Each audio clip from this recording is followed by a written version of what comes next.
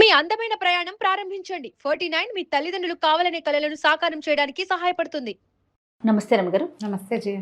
రమగారు, శత్రు నాశనం చేయటానికి లేకుంటే శత్రువుల యొక్క చూపు పడకుండా ఉండటానికి ఏమైనా స్తోత్రాలు కానీ మంత్రాలు కానీ ఉంటాయా? శత్రువులు అంటే ఏమిటి? ఏమైనా యుద్ధాలు అవి చేస్తున్నావా మనం ఇప్పుడు? అంటే రాచరికం కాదు కదా. వ్యాపారంలో స్పర్ధులు ఉంటారు ఎంతో కొంత. వాళ్ళకేవో ఉంటాయి. బిజినెస్లో ఏదైనా రైవలరీ ఉండొచ్చు.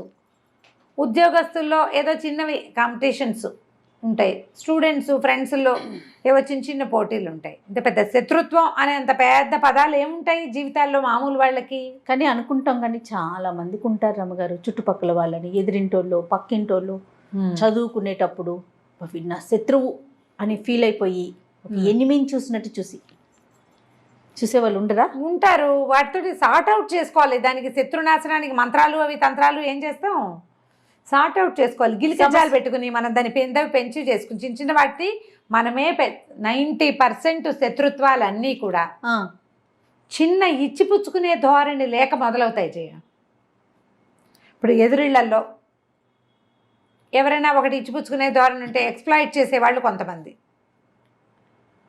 తర్వాత అవతల వాళ్ళలో ఏదైనా లూప్ హోల్ కనపడితే మనం వెతికే ధోరణి, దాన్ని పెంచి పోషించడం, దాన్ని నలుగురికి చెప్పడం, అక్కర్లేని మాటలు మాట్లాడటం, వాళ్ళు ఏదైనా తగాదా పడుతుంటే వెళ్ళి వింటాం, కింద వాళ్ళకో పక్క వాళ్ళకో ఇంకోళ్ళకో చెప్తూ ఉంటాం. మనమే తీరి కూర్చుని తెచ్చుకుంటాం కదా. చిన్న చిన్న గొడవలతో మొదలైతే చివరికి పెద్ద పెద్ద పోలీస్ స్టేషన్ల దాకా వెళ్తారు. మొదటే ఎందుకు సార్టెడ్గా సార్ట్ అవుట్ చేసుకుంటూ ఎందుకుండ్రో అర్థం కాదు. చివరికి శత్రుత్వం మాదే కరెక్ట్, మేమే కరెక్ట్ అనే ఆలోచన ఉంటుంది కదా రమ్మగారు. మేమే కరెక్ట్ కాదు, ఎదుటి వాళ్ళు ఎప్పుడూ తప్పే. అంతే పిచ్చి ధోరణులు జయ. అస్సలు తగ్గరు, ఆలోచనే రాదు. ఇప్పుడు శత్రుత్వం అనేంత పెద్ద పదం వాడుకోకర్లేదు, కానీ అకారణంగా కొంతమందితోటి శత్రుత్వాలు ఏర్పడతాయి. మన ప్రమేయం లేకుండా ఇవి ఇప్పుడు మనం చేసుకునేవి. మనమే ఫ్రెండ్స్ తోటి చిన్న చిన్న తగాదాలు పడ్డం, మనమే అబద్ధాలు చెప్పడం, వాళ్ళ గురించి వేరే వాళ్ళకి చెడుగా చెప్పేసేయటం, అవన్నీ బయటపడ్డాక మనకు పోట్లాట రావటం శత్రుత్వం. ఫ్రెండ్కి అప్పు ఇవ్వటం, వాడు అప్పు తీర్చకుండా ఎగ్గొట్టడం, మనం 2 సార్లు అడగటం, అడగగానే శత్రుత్వం. పిల్లలిద్దరూ కొట్టుకుంటారు, తల్లులు శత్రువులు అయిపోతారు, పిల్లలు కలుసుకుంటారు. ఆఫీసుల్లో ప్రమోషన్ వస్తుంది అనుకుంటే వీళ్ళకి రాకుండా పక్కవాడు ఎవరికో వస్తుంది, అప్పుడు కాస్త దుగ్ధ. ఇద్దరు కలిసి పనిచేస్తారు, క్రెడిట్ ఒకటి తీసుకుంటాడు, అప్పుడు శత్రుత్వం కదా. ఇవన్నీ మనలో ఉన్నటువంటి లోపాలు. వాటిని మనం అధిగమించలేక ఇతరులని శత్రువులను చేసేసుకుని ఆ శత్రుబాధలు పోవడానికి ఏదైనా చేయాలనుకుంటాం. మనం కాదు మారవలసింది, మనం కదా మారాలి. మనం మారితే బాగుంటుంది. కాదు అయినా కూడా మాకేవో ఇబ్బంది, మన ప్రమేయం లేకుండానే శత్రుత్వం ఉంటుంది కొన్ని చోట్ల. అకారణంగా రోడ్డు మీద చిన్న విషయానికి తగాదా మొదలయ్యేది పెద్ద వ్యవహారం చుట్టుకుంటుంది. ఒక్కొక్కసారి అట్లా అవుతుంది. మనకి జాతకంలో ఏమైనా సమస్యలు ఉన్నప్పుడు తర్వాత ఇంకొకటి జరుగుతుంది రమ్మగారు, మన ఫ్యామిలీ మెంబర్స్ వల్ల మనకి కూడా వాళ్ళు శత్రువులు అయిపోతారు. అక్కడ మనము శత్రుత్వం కాదు, మనకి వాళ్ళకి ఏమి డైరెక్ట్ గా ఏమి ప్రాబ్లం ఉండదు. ఇంట్లో ఎవరో ఏదో చేసిన దాని వల్ల వాళ్ళతో మనకున్న రిలేషన్ దెబ్బతింటదండి. అలా అవుతాయి. అట్లా కేవలం ఫ్యామిలీ ఒకటవటం వలన అదే అలాగూ వస్తాయి. అట్లాగే వస్తాయి పెళ్లి సంబంధాల వల్ల. ఈ సంబంధం చూస్తారు, పెళ్లి చేసుకుందాం అనుకుంటారు, వీళ్ళు చుట్టాలి, తీరవాడు ఈ పిల్లని చేసుకొని ఇంకో పిల్లని చేసుకుంటానంటాడు, వీళ్ళు శత్రువులు అయిపోతారు. లేదా ఆ పిల్ల వీడిని చేసుకొని అంటుంది. చుట్టాల్లో సంబంధాలు కుదుర్చుకుంటే అదొక గోలగా ఉంటుంది కదా. లేకపోతే సంబంధం కుదిర్చిన వాళ్ళు శత్రువు అవుతారు, వీళ్ళు పోట్లాడుకుంటే సంబంధం కుదిర్చిన వాళ్ళు శత్రువులు అయిపోతారు. ఇలాంటివి వస్తాయి జీవితాల్లో. అందరి జీవితాల్లో ఎవరో ఒకళ్ళు ఎక్కడో చోట ఇలాగ తారసపడుతూనే ఉంటారు. ఇవన్నీ మనం సార్ట్ అవుట్ చేసుకోవచ్చు, లెట్ గో చెయ్యొచ్చు. వీటిని సాధ్యమా రమ్మగారు? ఏం చేస్తాను జయ చెప్పు? సాధ్యం కాదు. ఏమిటి చేస్తావు? నీకు సాధ్యం కాకపోయినా రాత్రి అవుతుంది, తెల్లారుతుంది, రోజు గడిచిపోతుంది. వదిలేయటమే అనుకుంటాను నేనైతే. అదే లెట్ గో, వదిలేయటమే. సార్ట్ అవుట్ చేయలేమనుకో, వదిలేయి. అదే లెట్ గో చేయటం. మనం ఎంత ప్రయత్నం చేస్తున్నా ఎదుటి వారి వైపు నుంచి రాకపోతుంది అనుకోండి, ప్రయత్నం చేయటం కరెక్ట్ కాదు కదా. శుద్ధ వేస్ట్ వాళ్ళని వదిలేయటమే. అందుకే లెట్ గో, పో, నీ సావు నువ్వు సావు, నా దారిని నేను పోతా అని మన దారిని మనం ఉండటం. ఎక్కడ ప్రపంచం ఆగదు కదా అనిపిస్తుంది. ఎక్కడ ఆగదు. రాత్రి అవుతుంది, తెల్లారుతుంది, మామూలుగానే అయిపోతుంది. కాకపోతే మనకి తరచుగా ఇట్లా అకారణంగా పెద్దగా మన ప్రమేయం ఎక్కువ లేకుండా అంటే నీ ప్రమేయం ఉండి పోట్లాట వస్తే కాదు నేను చెప్పేది. మనం పాజిటివ్ థింగ్స్, అత్యద్భుతమైన విషయాలు మనం సొంతం చేసుకునేటప్పుడు కూడా మన తప్పు లేకుండా చేసుకోవాలి. మనదే తప్పు లేకుండా, మన ప్రమేయం లేకుండా, మనం సరిగ్గా ఉండి కూడా మనకి ఇతరులతోటి సమస్యలు వస్తూ ఉంటాయి. సుదర్శన మంత్రాన్ని ఆవాహన చేసి పెట్టుకోవాలి. ఆవాహన చేయాలంటే ఆవాహన పెద్ద మాట వాడుతున్నా అది కాదు.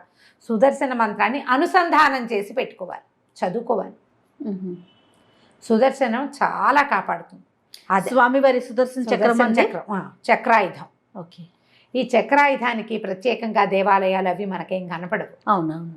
కొన్ని చోట్ల దేవాలయంలో సుదర్శన నరసింహస్వామి, ఒకవైపు సుదర్శనమూర్తి, రెండో వైపు నరసింహమూర్తి ఉన్న ప్రతిమలు కనిపిస్తాయి మనకు అక్కడక్కడ.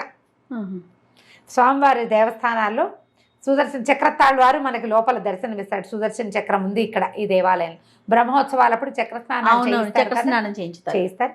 ఆ సుదర్శన చక్రాయుధాన్ని మన ఆ మంత్రాలు, ఆ శ్లోకాలని మంత్రంగా తీసుకోవద్దు, శ్లోకాలని అనుసంధానం చేసి పెట్టుకుంటే మనకి ధైర్యంగా ఉంటుంది. ఆయన మనకి వెన్నుతోడుగా ఉంటాడు.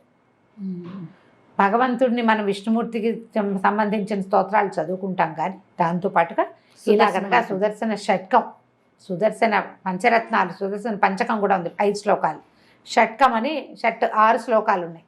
సుదర్శన కవచం, ఇవి చాలా ఎక్సలెంట్గా ఉంటాయి. మంచి టఫ్గా కూడా ఉంటాయి శ్లోకాలు. ఎవరితోటైనా చెప్పించుకుని చదువుకోండి. మీరే స్వయంగా చదువుకోగలిగి కొంచెం 4 సంస్కృత ముక్కలతో నోరు తిరుగుతుందంటే నిదానంగా తప్పులు లేకుండా నేర్చుకుని రోజువారీ చదువుకోండి. ఇతరులతో శత్రుత్వాలు రాకుండా ఉంటాయి. దీంతోపాటు నేను మామూలుగా మేము రెగ్యులర్గా చేసే పంచాయుధ స్తోత్రం, విష్ణు పంచాయుధాలు.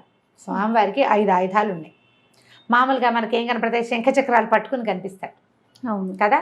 ఇప్పుడు చక్రం ఆయుధం, ప్రయోగంగా పనిచేస్తుంది. అది శంఖం ఆయుధం కాదు, కానీ యుద్ధ సన్నద్ధిని సూచించే సాధనం.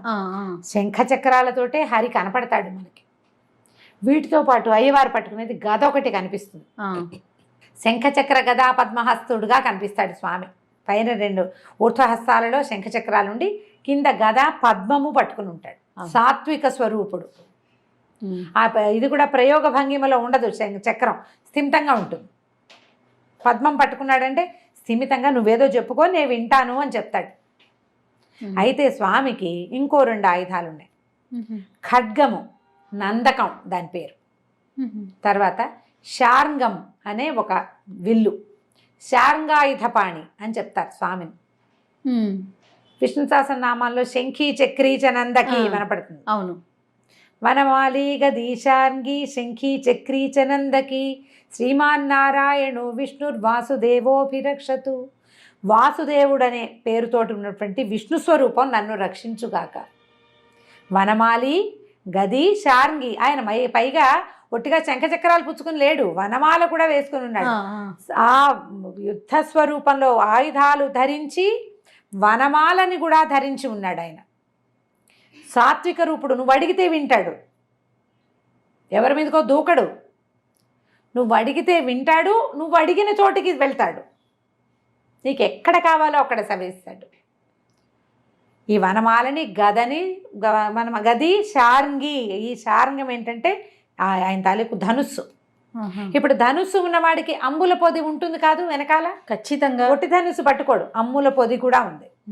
దాని పేరు చెప్పరు, శార్ంగమే ఆయన ఆయుధం. శంఖి చక్రీచ నందకి. ఈ నందకం అనే ఖడ్గం. ఈ నందక ఖడ్గమే అన్నమాచార్యుల వారి అవతారం అని చెప్తారు. ఆ అన్నమాచార్యుల వారి తల్లికి గర్భంలోకి ఆ నందక ఖడ్గం ప్రవేశించిందని చెప్తారు. ఆ ఖడ్గమే ఇలా అన్నమాచార్యుల వారిలాగా జన్మించింది అని. ఈ 5 ఆయుధాలతోటి ఉండేటువంటి పంచాయుధ స్తోత్రం సాత్వికంగా ఉంటుంది. కొంచెం టఫ్, ఎక్కువ టఫ్ కాదు, తేలికగా నేర్చుకోవచ్చు. ప్రయత్నం చేసి పంచాయుధ స్తోత్రాన్ని నిత్య అనుసంధాన శ్లోకాలలో పెట్టుకోండి. ఈ పంచాయుధ స్తోత్రం మనకి ధైర్యాన్ని ఇస్తుంది, బలాన్ని ఇస్తుంది. నిద్రలో మెలకు వచ్చి నిద్ర పట్టకపోతే చదువుకోవచ్చు, పిల్లలు బెదిరినప్పుడు చదువుకోవచ్చు, పిల్లలకి తరచుగా అనారోగ్యాలు వస్తుంటే చదువుకోవచ్చు, దిష్టి తగిలింది అనిపించినప్పుడు చదువుకోవచ్చు. అనారోగ్యంగా ఉండి ఆపాటంగా జ్వరాలు అప్పుడు పిల్లలు ఏడ్చి గోల పెట్టేస్తూ ఉంటారు. అలాంటప్పుడు ఏమైనా పడి చిన్న పొన్న దెబ్బలు తగిలించుకున్నప్పుడు, యాక్సిడెంట్ అప్పుడు, ఎక్కడైనా చిక్కుపడిపోయినప్పుడు, చిక్కడిపోయి మనం ఎటెళ్లాలో తెలియని స్థితి, ఈ అన్ని పరిస్థితుల నుంచి ఈ పంచాయతీ స్తోత్రం మనల్ని రక్షిస్తుంది. నమ్మికతోటి దృఢత్వంతో చదువుకోవాలి దాన్ని. ఉపదేశం అవసరం లేదు. ఎవరైనా గురువు ఉపదేశిస్తే ఉపదేశంగా తీసుకుంటే ఇంకా ఫలితం లభిస్తుంది. నిత్యధారణ ఉన్నవాళ్ళు ఎవరైనా మనకు ఉపదేశిస్తే అద్భుతమైన ఫలితం లభిస్తుంది. నాకు నిత్యధారణే ఉంది, నేను రోజు చదువుతాను. దాదాపుగా నాకు 10-12 సంవత్సరాల వయసు వచ్చినప్పటి నుంచి రోజువారీ చదువుకునే అలవాటు ఉంది. మా ఇంట్లో అందరికీ ఉంది. మా నాన్నగారు చదివేవారు, నాయనమ్మ చదివేది. మా ఇంట్లో ఇప్పుడు నేను ఈ చెప్పినవన్నీ చేస్తాం. అట్లా తెలియదు. చంటి పిల్లలు ఏడుస్తుంటారు క్రాంకీగా, ఎందుకు ఏడుస్తాడో తెలియదు. అప్పుడు కూడా మేము 5 సార్లు పంచాయతీ స్తోత్రాన్ని 5 times చదవడం పద్ధతి. ఇది అలవర్చుకుంటే శత్రు బాధలు అని మనం ఏవిగా భావిస్తున్నామో, మనకి దిష్టి తగులుతోంది తరచుగా, ఇతరులు అకారణంగా మన మీద పోట్లాటకు వస్తున్నారు, అకారణంగా పాయింట్ హైలైటెడ్, గుర్తుపెట్టుకోండి. నువ్వే దూకితే కాదు, నిన్ను రక్షించదు. ఇది ఈ పాజిటివ్ ఎనర్జీ నీకు వెన్ను తోడు, ఎప్పుడు నీకు తోడు అవసరమైతే, నువ్వే కాట్ల కుక్కలాగా పడితే మాత్రం కాదు. యుద్ధకాంక్ష నీకుంటే కాదు. నేను యుద్ధాన్ని కాంక్షిస్తున్నా, మీరు నాకు సహాయంగా రమ్మంటే భగవంతుడు రాడు. యుద్ధంలో ధర్మం ఉండాలి, అప్పుడు వస్తాడు. అధర్మ యుద్ధానికి ఏ పాజిటివ్ ఎనర్జీ మన వెనకాల నుంచోదు. అవునండి. పాజిటివ్ ఎనర్జీ ఎప్పుడు కూడా సరైన దాని వెనకాల నిలబడుతుంది. అప్పుడు ప్రకృతి కూడా అనుకూలిస్తుంది మనకి. ఈ ధోరణితోటి పనిచేయండి. మీ ముందు మీ దగ్గర కయ్యానికి కాలు దువ్వే ధోరణి ఉంటే దాన్ని తగ్గించుకోండి. ఈ స్తోత్రం చాలా సహాయం చేస్తుంది. ఇది చదువుకోవచ్చు. సుదర్శన ఆయుధానికి సంబంధించినటువంటి సుదర్శన షట్కము, పంచకము, తర్వాత సుదర్శన కవచము, సుదర్శన మంత్రము, సుదర్శన మాలా మంత్రము అని కూడా ఉంది. స్తోత్రనిధి అని ఒక యాప్ ఉంది, మనకి ఆండ్రాయిడ్ ఫోన్ ఉంటే కనపడతాయి. స్తోత్రనిధిలో మనకి ఇవి కనిపిస్తాయి. దాదాపుగా తప్పులు పెద్దగా ఉండవు. స్తోత్రనిధిలో బాగానే ఉంది. ఓకే, కొన్నిటికి నేను చూస్తుంటా, ప్రయత్నం చేసి చూడండి. ఇవన్నీ మనకి ఆన్లైన్ కూడా పాడినవి దొరుకుతాయి. అలా సంగీతంగా పాడకపోయినా స్తోత్రంగా చదువుకోండి, ఉపయోగపడుతుంది. ప్రయత్నం చేసి చూడండి. నమస్తే. నమస్తే చేయాలి.